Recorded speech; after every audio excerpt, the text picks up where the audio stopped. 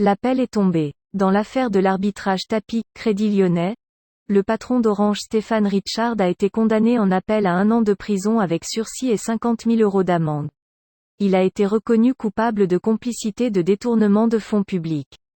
Directeur de cabinet de Christine Lagarde en 2008, Stéphane Richard est accusé d'avoir agi dans l'intérêt de Bernard Tapie.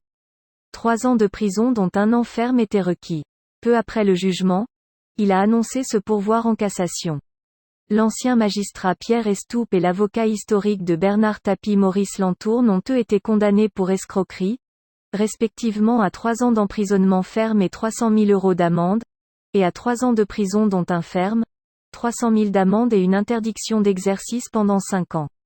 La juridiction d'appel a condamné 4 des 5 anciens coprévenus de Bernard Tapie, décédés début octobre.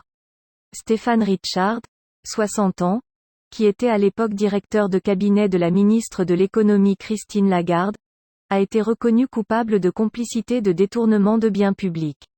L'ancien magistrat Pierre Estoupe et l'avocat historique de Bernard Tapie Maurice Lantourne ont eux été condamnés pour escroquerie, respectivement à 3 ans d'emprisonnement ferme et 300 000 € d'amende, et à 3 ans de prison dont 1 ferme, 300 000 d'amende et une interdiction d'exercice pendant 5 ans. Lantourne a en outre été reconnu coupable de complicité de détournement de fonds publics.